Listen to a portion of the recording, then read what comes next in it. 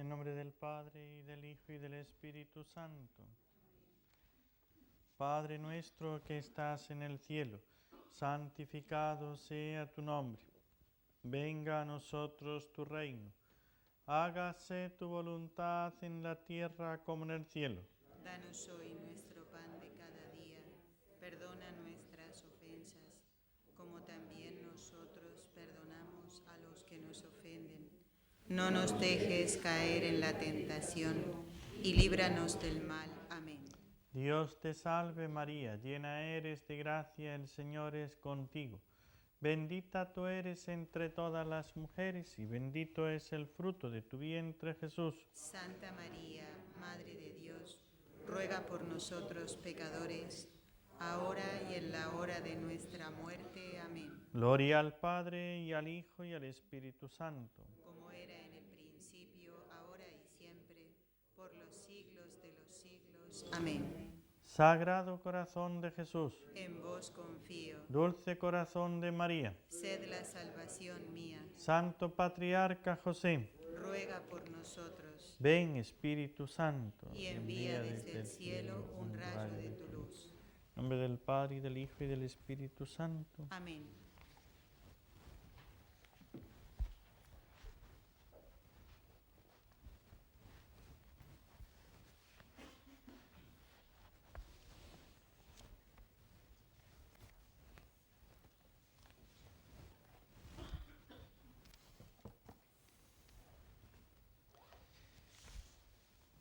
Amados hermanos, en nuestro Señor Jesucristo y María Santísima nuestra Madre,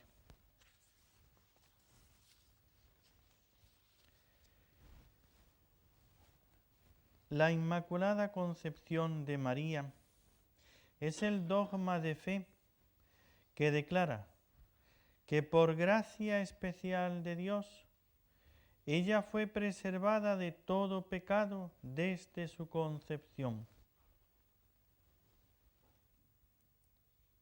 El dogma fue proclamado por el Papa Pío IX el 8 de diciembre de 1854 en su bula Ineffabilis Deus. Las palabras centrales de la bula Ineffabilis Deus dicen así: declaramos, proclamamos y definimos que la doctrina que sostiene que la Beatísima Virgen María fue preservada inmune de toda mancha de culpa original en el primer instante de su concepción, por singular gracia y privilegio de Dios omnipotente, en atención a los méritos de Cristo Jesús, Salvador del género humano, está revelada por Dios y debe ser, por tanto, firme y constantemente creída por todos los fieles. Un dogma no crea una verdad. El dogma es la proclamación de que esa verdad existe. El dogma es la seguridad de que Dios, en los tiempos oportunos, en el momento de la plenitud de los tiempos, o a lo largo desde que Adán y Eva, y Dios le dio la primera mensaje de salvación, allí le prometió la redención, y luego va revelando cómo hacer, cómo completar, cómo llegar a la perfección de la redención del género humano, y va dando la revelación a lo largo del tiempo, que en toda esa revelación desde el comienzo hasta que viene Cristo y se realiza en el tiempo, en el oportuno en el que Dios lo ha considerado, nos ha dado una verdad en orden a nuestra redención y salvación. Y por lo tanto, debemos de creerla. No podemos decir, bueno, yo eso, aunque sea verdad que Dios lo haya dicho, pero yo prescindo. Porque son las verdades, los dogmas, que afectan a nuestra salvación eterna. Por eso, no es que la Iglesia hace los dogmas y con los dogmas se fabrica, se construye aquel pensamiento que quiere meterle a los fieles y que les obliga a que lo crean. Simplemente declara que Dios lo ha revelado y nos da la seguridad de que no estamos equivocados, de que no estemos en lo incierto. La Inmaculada Concepción es el dogma que nos dice esta gracia especial de Dios hacia la Santísima Virgen, donde, como dice San Lucas en el capítulo 1, versículo 28, alégrate María, llena de gracia. Las palabras del ángel contienen el anuncio de una realidad. Ella fue llena de gracia desde el origen de su ser. Esta palabra en griego que emplea el Evangelio, lo que le dijo el ángel a la Santísima Virgen, es kecharitomene. Kecharitomene, como dice el Papa Benedicto XVI en su encíclica Deus Caritas Est, es el nombre más bello de María, nombre que le dio el mismo Dios para indicar que desde siempre y para siempre es la amada, la elegida, la escogida para acoger el don más precioso, el Hijo de Dios, el amor encarnado de Dios. Aquí es donde está este fundamento bíblico de la Inmaculada Concepción. Cuando Dios le concede a la Santísima Virgen este privilegio que consiste en aquello que naturalmente, esos son los milagros, naturalmente tiene que suceder unos acontecimientos. Y Dios suspende la ley de la naturaleza y obra con su poder infinito. Así como los milagros de orden físico es Jesús, por ejemplo, caminar sobre el agua o detener el viento con su sola palabra, también resucitar a un muerto, eso naturalmente no sucede, porque yo le diga al viento que se calle, pues mira, cállate tú, ¿no? Porque yo sigo soplando. Y no se calla porque yo le ponga la mano y diga hasta aquí y no más, y ya se paró, porque le prohibí el paso. No, eso no sucede naturalmente. El poder de Dios detiene el viento. Él con su poder sí que puede detener la ley natural para que suceda de ese modo que Él quiere obrar en ese momento, que es lo que llamamos el milagro. En el orden físico, en el orden moral, por el hecho de que yo recibo de mis padres una naturaleza, por ley natural tendría la Santísima Virgen también que recibir el pecado original. Y Dios quiso suspender esta ley.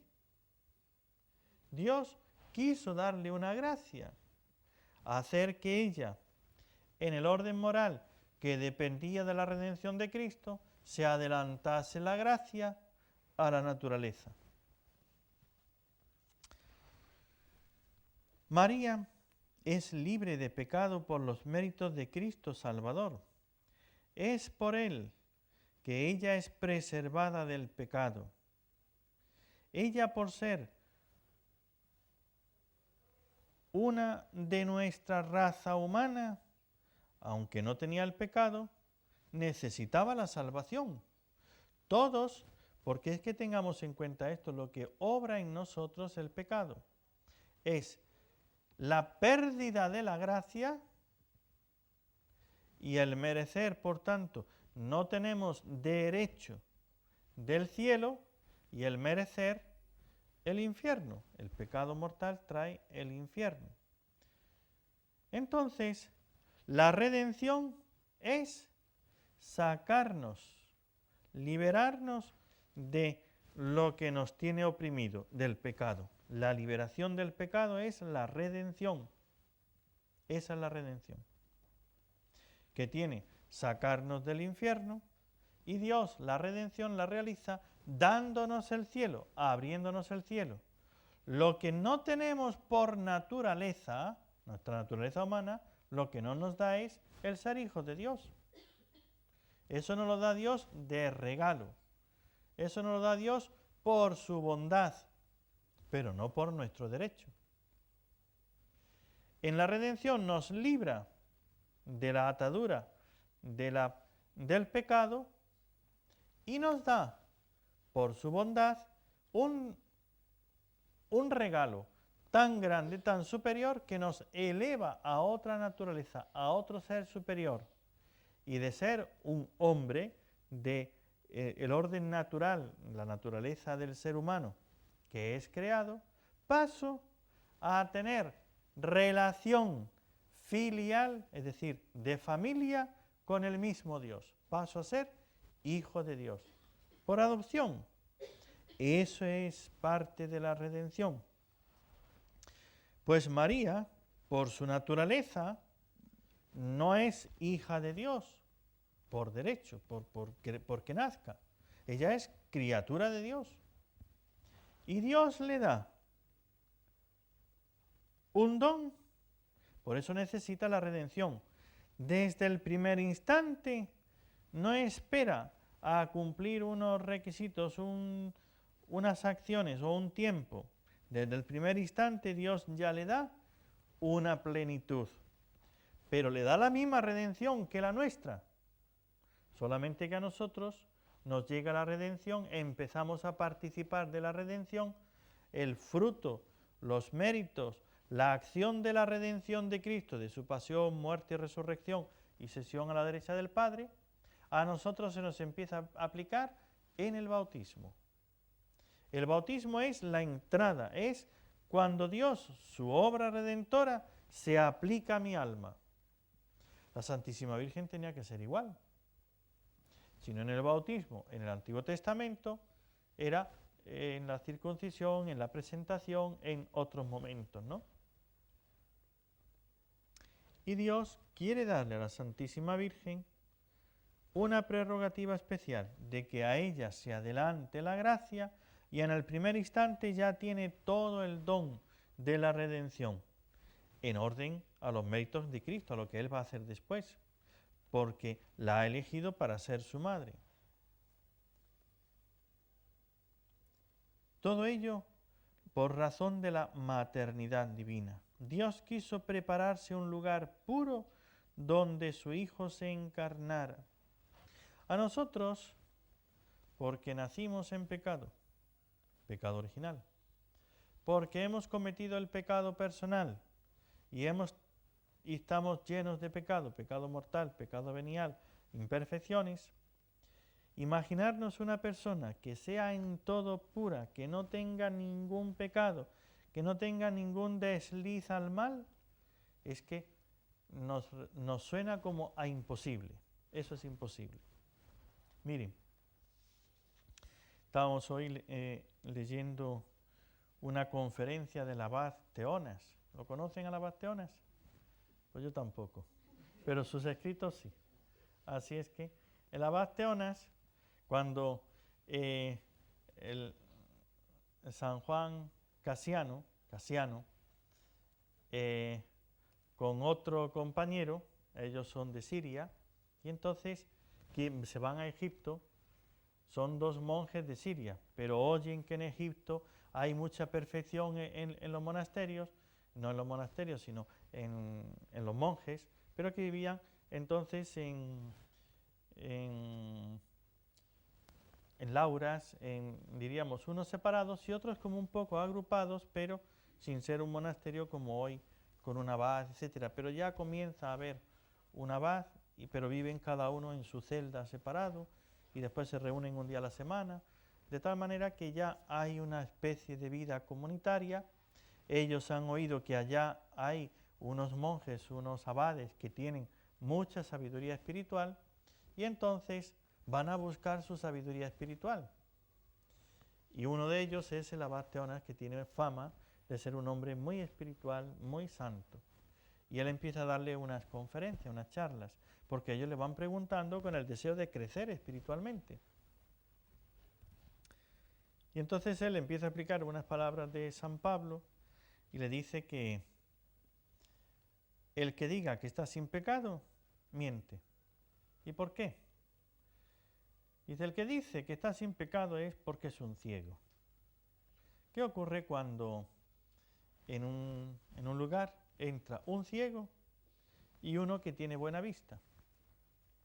El ciego solamente verá las cosas que pueda tocar, es lo único que ve. Aquí hay un mueble, aquí una silla, aquí tal cosa, aquí una mesa. Las cosas grandes es lo único que toca. Ahora, el que tiene buena vista, antes de dar un paso lo mira todo y observa todo con su vista sin tocarlo. Y puede descubrir cantidad de cosas que el pobre ciego jamás las tocará, ni las verá, ni las percibirá. Y decía él, poniéndole el ejemplo a Juan Casiano, y dice, si éste recoge todas las cosas menudas que el otro no las ve ni las toca, puede hacer una montaña tan grande como los muebles grandes que el otro sí que toca. Y después eso es en la vida espiritual. Que hay unos que están ciegos y por eso nada les parece pecado. Y solamente les parece pecado las cosas demasiado grandes. Y por eso algunos se van a confesar y empiezan diciendo eso del... Yo eso lo he escuchado muchísimas veces. Yo ni robo ni mato. ¿Y qué? Porque yo ni robo ni mato. ¿Y qué? Claro, para ellos es, ¿qué es pecado? Hombre, matar a una persona, eso sí. Ese es el ciego que entra y hasta que no toca la mesa, pues no hay nada, todo está limpio. Sin embargo, el que tiene ya una vida espiritual, tiene la vista limpia, el que ve, aquí hay una cosita, aquí hay un papel, allí hay ve, y ve cantidad de cosas que el ciego jamás lo verá. ¿Han entrado ustedes en la casa de un ciego que vive solo? Eso, mire, por decirle, ¿no? Allá en Perú visitando en Macusani o distintos pueblos donde uno ha estado allí trabajando, visitando, ¿no? Cuando vas a la casa y te encuentras un cieguito, una cieguita que vive totalmente solo, es ver la ropa, los trapos, cómo están todo, ¿no? Pero todo es una suciedad impresionante. Claro, si no ve, ¿qué puede hacer? Si le cae algo, si se derrama la comida, si algún vecino, una vecina que es compasivo, que le hace su comidita, se la trae, se la pone allí caliente, después se pone pues allí a comer. Pero claro, si algo se le cae, no lo ve. Y si se le cae, ahí está la mancha, y una mancha, y otra, y otra, y otra. Aunque lave su ropa, pero la lava un ciego. ¿Dónde va a lavar? Pues va a lavar en el agua, en el que le tiene, y así. Uno ve, realmente es un mundo. Esto es un ciego. Esto es un ciego que vive solo. Al lado le pones una persona que tiene vista, entonces ves que es totalmente diferente. La Inmaculada es la Santísima Virgen. Desde el primer instante, Dios le concedió una vista privilegiada. Ella sabía ver, no solamente es un privilegio, Dios le dio el no poder pecar. Ella, pues, ni aunque quisiera podía hacer el mal, ni decir una mentira. No es eso.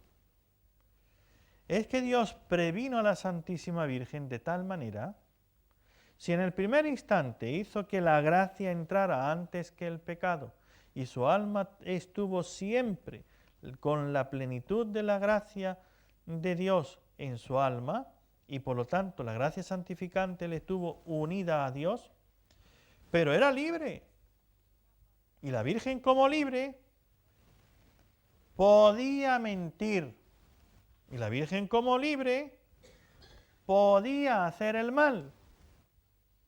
Pero esa gracia de ser ella la Inmaculada Concepción le dio tal plenitud de luz, de gracia, de amor, que es la persona que ve perfectamente y dice, ¿por qué voy a hacer esto? Si esto me hace mal y esto ofende a Dios. Yo amo a Dios de tal manera que no quiero ofenderle. El ciego, bueno, si hay ciertas cosas que las pasa por alto, ¿qué más le da? El que ve dice, no, yo no podría ir con una ropa así. Yo es que me da vergüenza, es que lo siento de otra manera. Entonces ya vemos que dos personas con una misma ropa no pueden estar igual. La gracia que tiene la Santísima Virgen, la gracia de la luz, de la visión plena, completa de todo lo que es pecado y de todo lo que es gracia. El hecho de que ella vea plenamente el amor de Dios, la obra de la gracia de Dios en ella, es decir, y yo puedo, lo que Dios ha hecho en mí, en mi alma, ¿puedo ofenderle en esto de esta manera? No, yo no lo soporto, no quiero. No puedo porque no quiero hacerlo. Eso es el don que Dios le dio a la Santísima Virgen de ser concebida en gracia, trae también el que ella tiene esa plenitud de la gracia que le hace ver plenamente todas las consecuencias del mal y todo lo que los efectos del bien que Dios ha derramado en su alma, y que ella voluntariamente y libremente diga, no quiero ofenderle, no lo hago. Esto es lo correcto y lo ve claramente. Este es un problema que nosotros tenemos. Esto es el fomes peccati. El fomes peccati, la herida, lo que me hace a mí el pecado es que me va oscureciendo, nublando la vista. Y por eso muchas veces estamos ante una situación que no sabemos qué hacer, que no sabemos si esto es bueno o no, si en esto peco o no peco, y estamos como obnubilados, no ciegos del todo, pero sí miopes. Entonces estamos miopes, con una miopía aguda. Y entonces necesitamos esto que tenemos acá algunos, que se llama los lentes, los correctores. Necesitamos que alguien nos diga, esto está mal, esto es correcto, esto no, esto está bien, esto está mal. Me vaya orientando, ¿para qué? Para que lo que yo no veo claro, la vista de otro que es más clara, me corrija mi percepción del bien y del mal de las cosas. La Virgen María ya tenía la vista perfecta, pero además una gracia, un don, tal que además María fue inmune de los movimientos de la concupiscencia. Concupiscencia, los deseos irregulares del apetito sensitivo que se dirigen al mal. Hay en nosotros una concupiscencia, un descontrol de los deseos del apetito sensitivo, el deseo del placer, del gozar, el deseo del honor, del ser concebido, del ser respetado, del ser honrado, desordenado. María no tenía el desorden. Por eso ella veía claramente qué es lo correcto y ella quería firmemente y no tenía ese impulso que a nosotros nos nubla la vista, los ojos espirituales. A nosotros nos ciega, a ella no. Esa gracia que ella tuvo es parte de esta ser llena de gracia. Eso es lo que le dice el ángel Gabriel, el arcángel San Gabriel a la Santísima Virgen cuando le saluda, alégrate llena de gracia, el Señor está contigo. Esta es otra de las gracias. aparte de no tener el pecado. Es parte de esa plenitud de gracia. María estuvo inmune de todo pecado personal durante el tiempo de su vida. Esta es la grandeza de María, que siendo libre nunca ofendió a Dios, nunca optó por nada que la manchara o que le hiciera perder la gracia que había recibido. Si nosotros no apreciamos la gracia santificante, la gracia de Dios, entonces es cuando, ante el impulso de la concupiscencia, el deseo de un placer, el deseo de un beneficio, el deseo de algo que lo veo como bueno, bueno agradable, bueno económico, aunque malo moralmente. Y la gracia, el bien material, económico, agradable, sensible, y el bien espiritual, y ahí nos quedamos vacilando. Ahí nos quedamos vacilantes. ¿Por qué? Porque no hemos comprendido el valor de la gracia santificante, lo que es la gracia. La gracia, y si empiezo a preguntar, que no lo voy a hacer, así que tranquilo, pero si veo que alguien cabecea, entonces preguntaré, y así no se me duerme nadie. La gracia, si pregunto, qué disparate diremos, ¿verdad? Diremos cualquier cosa. La gracia es el fruto, lo que resulta en el hombre a causa de esa nueva creación, esa nueva generación que Dios hace en el alma y mediante la cual quedamos constituidos verdaderos hijos de Dios, consortes de la divina naturaleza, copartícipes de la mismísima manera de ser de Dios. Vean esto, si nosotros pensásemos lo que es la gracia santificante, lo que Dios obra en nosotros, lo que transforma nuestra naturaleza, la gracia de Dios, es que haríamos todo para no perderla.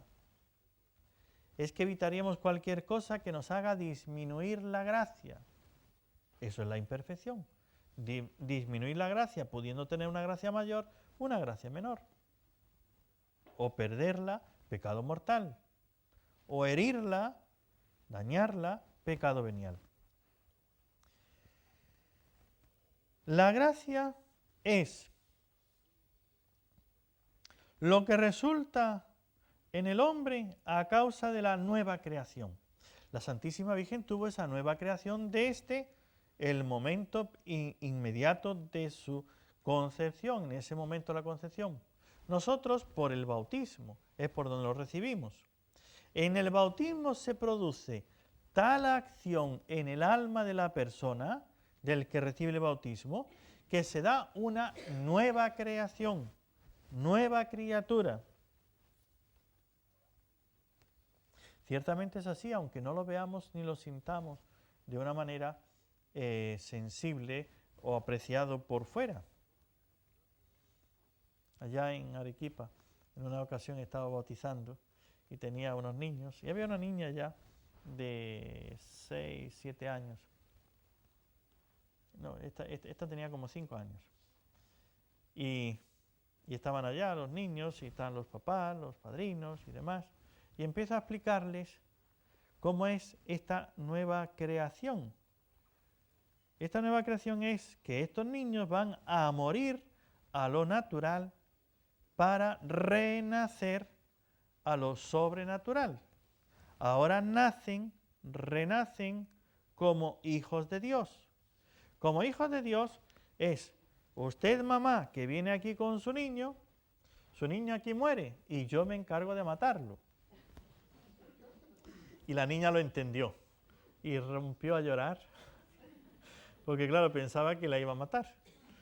Y dice, y entonces y después yo en ese momento no me di cuenta, yo seguí allí, empezó la niña allí que no quería, que patalear, llorar, no sé qué. Y después cuando ya le digo, bueno, ¿y qué es lo que le pasa a la niña? Dice, me dice la mamá, es que le ha entendido. La niña con 5 años.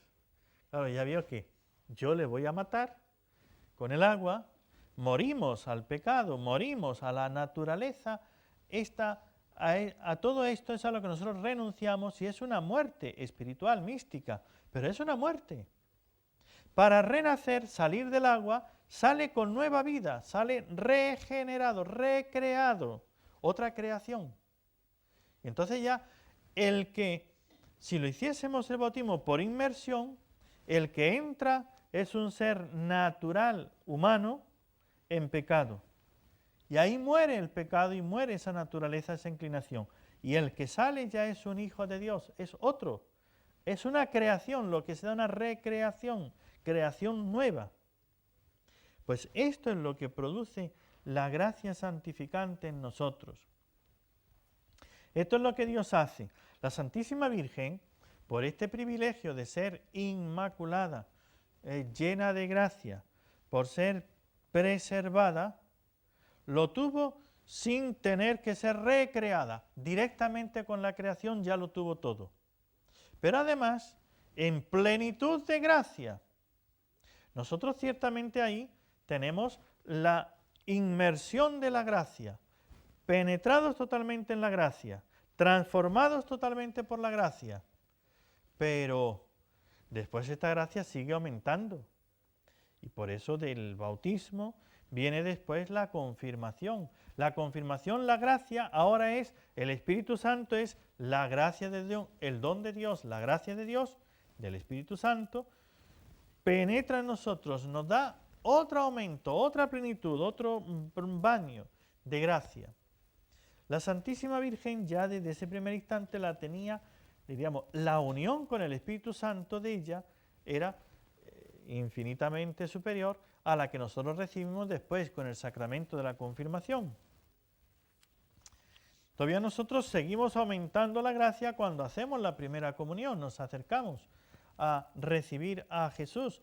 El contacto directo con el cuerpo de Cristo nos da a nosotros una gracia superabundante, con la plenitud del Espíritu Santo. A veces hacemos la confirmación después, se puede hacer al tiempo después o como sea, pero todos son aumentos de gracia. Pues la Santísima Virgen tuvo todo eso, de tal manera que ella ya, desde el primer instante, tenía la vista plena, la santidad completa, y por eso veía lo que era del agrado de Dios, lo que era del agrado del Espíritu Santo y lo que no. Y veía todas las consecuencias. El hecho de, pongamos un caso, una mentira. Todo lo que a ella le traía de pérdida, todo lo que le traía de ofensa a Dios y todo lo que en sí esa mentira producía en el mundo, en ella y en Dios. Y claro, ella tenía un corazón tan sensible a la gracia, tan puro de amor, que aquí es que todo para Dios, no se lo voy a negar. Por eso es la Inmaculada, la sin mancha. Sin mancha antes, porque no tuvo en ningún momento la mancha, sin mancha en el momento del nacimiento y sin mancha después, pero después por colaboración con la gracia. Su plenitud de gracia no fue como un revestirse.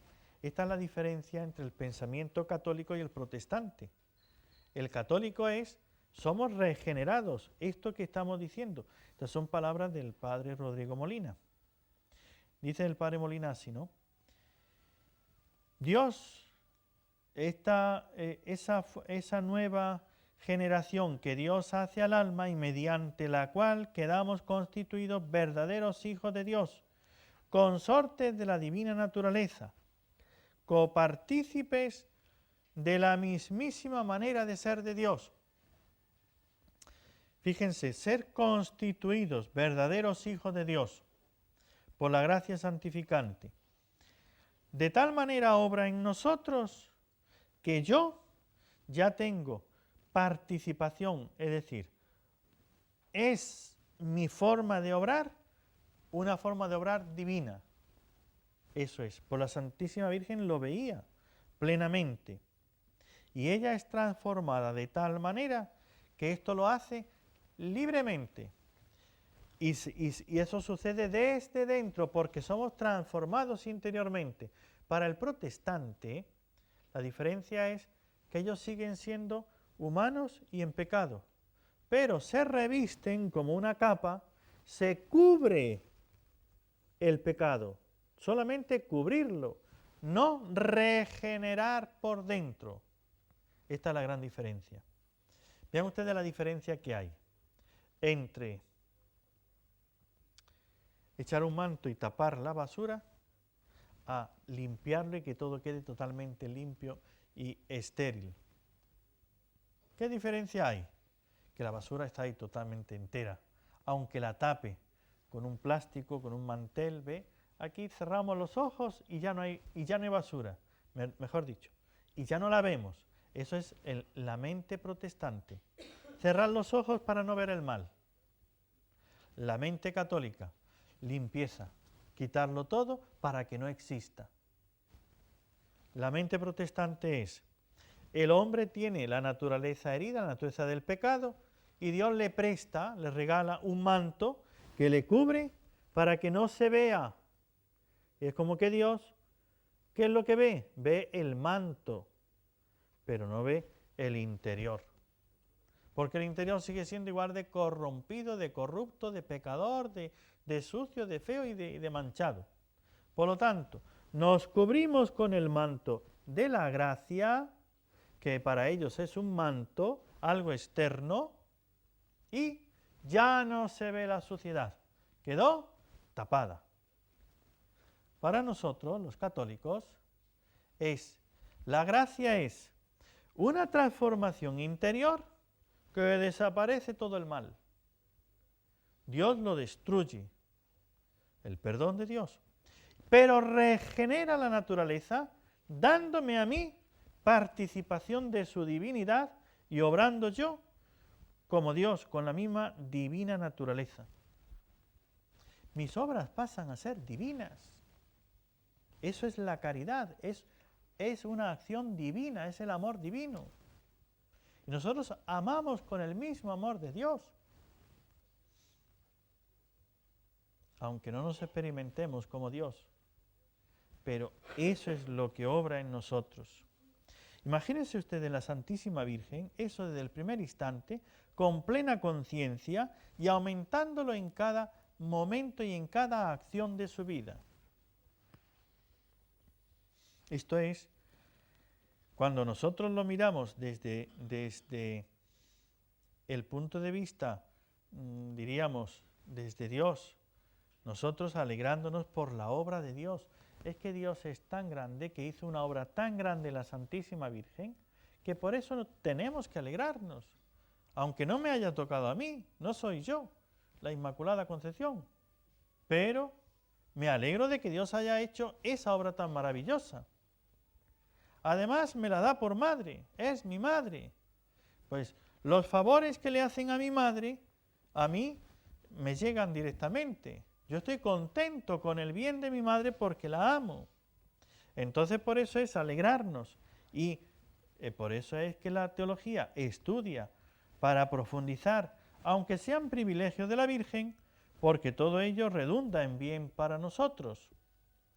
Pero es que además, el hecho de que la Santísima Virgen no es una mujer divina, una mujer Dios. Jesús es un hombre Dios, verdadero hombre y verdadero Dios. Tiene doble naturaleza, la naturaleza humana como la mía. Por eso sufre como yo, le duele como a mí, pero también tiene la naturaleza divina, es Dios. Pero la Virgen María no es de doble naturaleza, la humana y la divina. Es una mujer, humana como yo, y no es divina. Pero Dios le da la gracia, y por eso que a uno de nosotros, uno de los hombres, Dios le haya querido dar toda esa plenitud de gracia, eso es lo que estamos honrando, festejando a Dios y a la Virgen y a los hombres, a nosotros. Dios le dio este coparticipar de la mismísima naturaleza del ser de Dios a la Santísima Virgen desde ese primer instante, para hacer lugar donde el Espíritu Santo ponga su morada. Esto es, lugar donde Dios habite como en su templo, lugar al que Dios adorne con sus dones específicos, los dones del Espíritu Santo, los 7 dones, que es una plenitud del don, se le entrega al Espíritu Santo en sí, con toda su capacidad de hacer el bien, y desde el que Dios obre sus poderosas obras de salvación. Por eso la Santísima Virgen es, gracias a ella tenemos a Jesús, que es nuestra salvación, nuestra redención es Jesús. No es otra cosa, es Jesús. La gracia es Jesús, pero la gracia santificante que Dios nos da es lo que nos da esta participación que también a nosotros nos hace templos del Espíritu Santo. La gracia es ese don divino que eleva al alma desde la misma raíz de su ser para hacerla semejante en todo a Él. La gracia es el don divino. Miren, ¿qué necesitaría yo para poder volar? Eso es el don divino. ¿Qué es lo que yo como hombre necesito para poder hacer obras semejantes a las de Dios? La gracia. Ese es el don. Bueno, ¿a qué no han entendido nada? Ya. Vamos entonces a ver si entendemos esto. Estas son palabras del padre Rodrigo Molina. Vamos a ver si entendemos esto. Miren, ¿qué obra haces tú que sea como la de Dios? Pongamos un caso, a ver. Crear el mundo. ¿Cuántos mundos has creado? A ver. Ninguno. Esa no es una obra que tú hagas como Dios. Pero ahora, a ver si se te ocurre algo que tú puedes hacer igual que Dios. ¿Qué es lo que Dios hace al pecador? Perdonar. ¿Ve? Perdonar. ¿Y yo no puedo hacerlo? Pues eso, para yo poder perdonar, necesito el don, la gracia, primero. Segundo, pero es que resulta que también Dios, dirá San Juan, Dios es amor. Y Dios ama, se ama así, Padre, Hijo y Espíritu Santo, un amor entre el Padre y el Hijo infinito.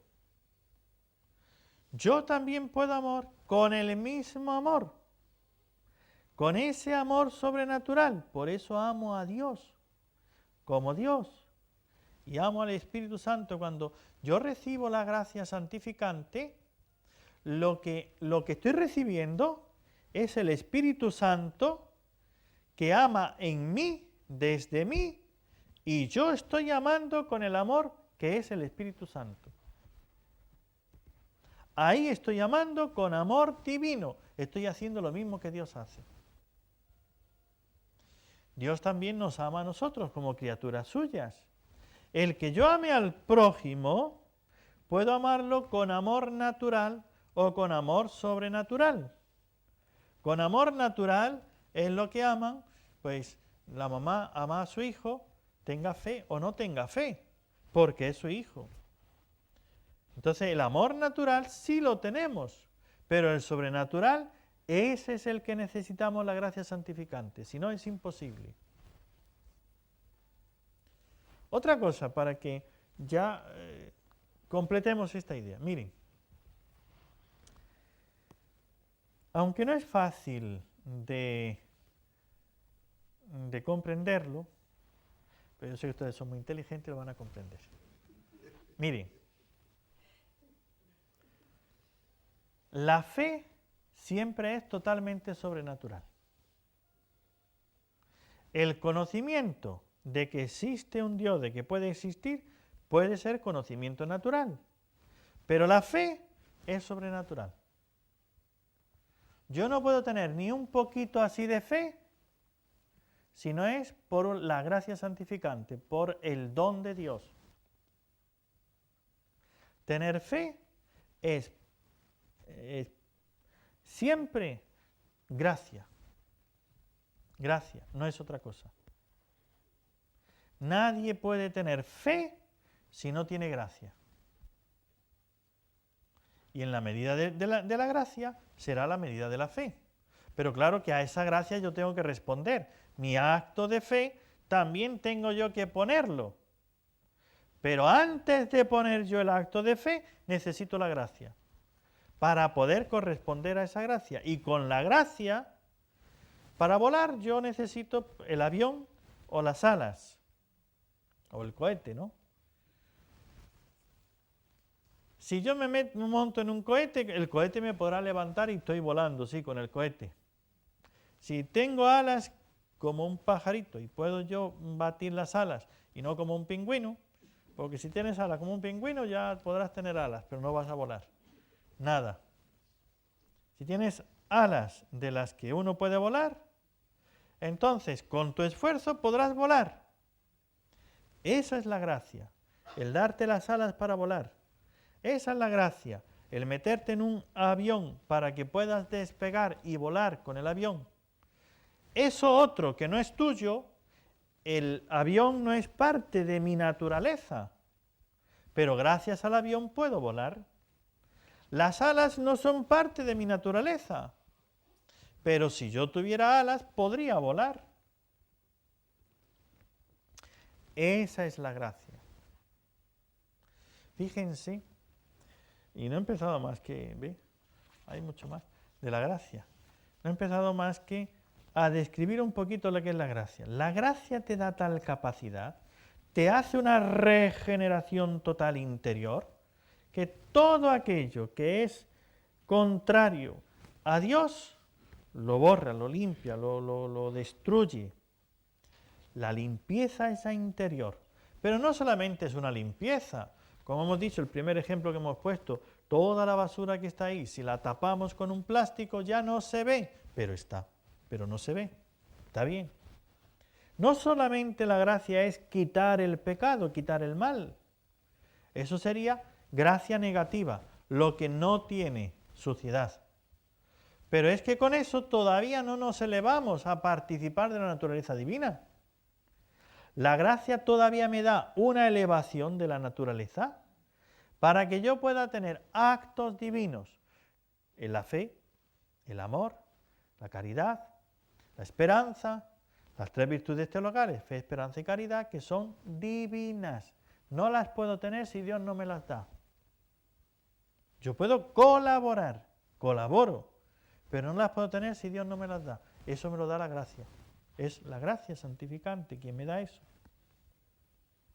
Pero además, el que yo tenga esa capacidad de elevarme para poder tener actos ya de conocimiento, de fe, etc., toda esa elevación para yo participar y que mis actos tengan un valor divino, es la elevación esa, la gracia quien lo hace.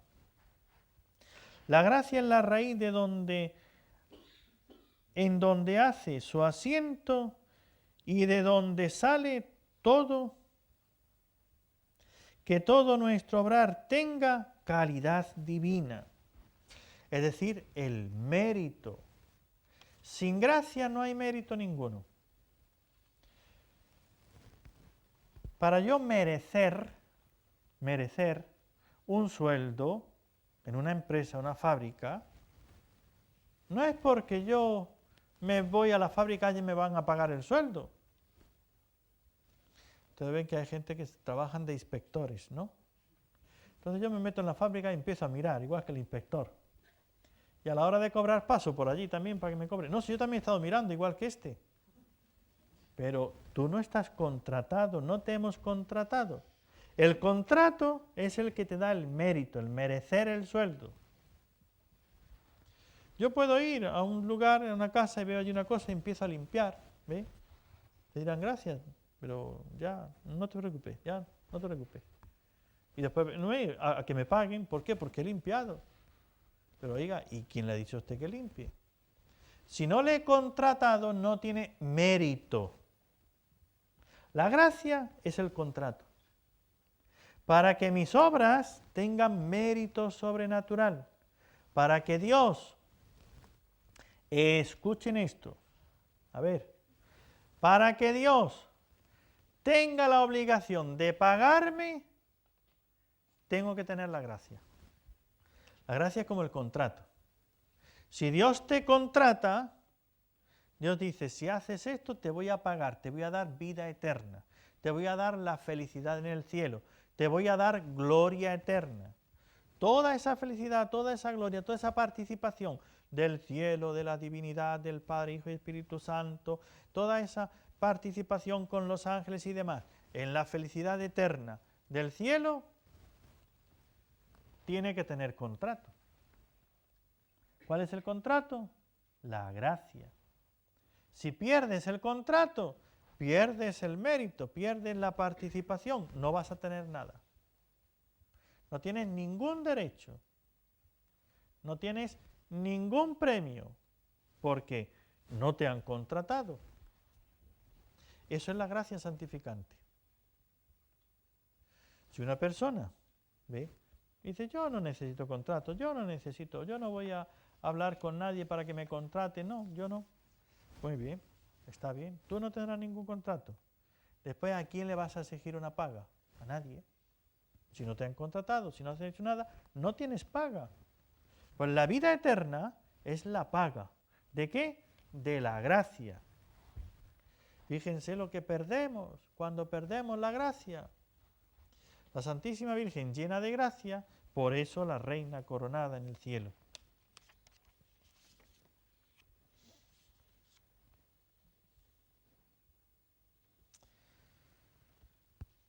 La Santísima Virgen, la Inmaculada Concepción, el dogma mariano sobre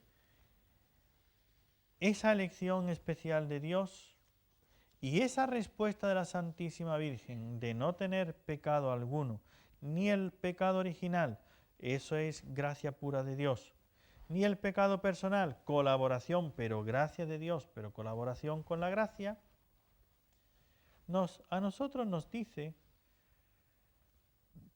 es como una llamada a que seamos puros para que Jesús pueda residir en nosotros como nació de María Santísima. Nos llama a consagrarnos al corazón inmaculado de María, lugar seguro para alcanzar conocimiento perfecto de Cristo y camino seguro para ser llenos del Espíritu Santo. Mañana, si Dios lo permite y la Virgen lo permite, tendremos las consagraciones a la Santísima Virgen. Qué buen día es este, el día de la Inmaculada, para ponernos bajo su manto, bajo su mirada, para ponernos en su corazón, que ella, la toda pura, la toda limpia de mancha, pero esa es la parte negativa, no tener mancha, pero no solamente la parte negativa, la plena de gracia, la que es Jaritomene, la llena en plenitud, rebosante de toda la perfección que podía tener, el que yo me ponga en ella es llenarme. ¿Ve? Si te metes en una panadería, sales con olor. ¿Ve? Si te metes en un estercolero, sales también con olor. Entonces, si yo me consagro a María, el perfume de sus virtudes, quieras que no, se te tiene que pegar. O no te acerques a ella, o se te pega. Así es que ya el Señor después llegará y dirá, ¡ay, qué bien huele este! Huele como mi madre, venga, para el cielo.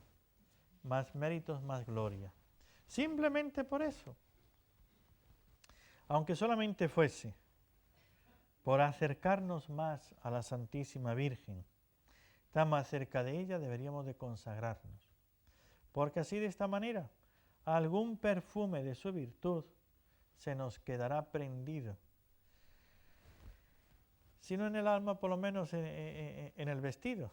Y aunque me quede ahí solamente una medallita, pues ya es un perfume.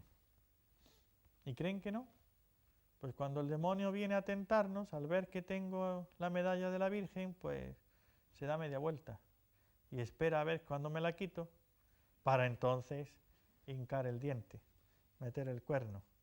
Así es que, pero si tengo la medalla de la Virgen, pues por lo menos tiene que tentarme de espaldas, para no mirar, porque eso le daña la vista.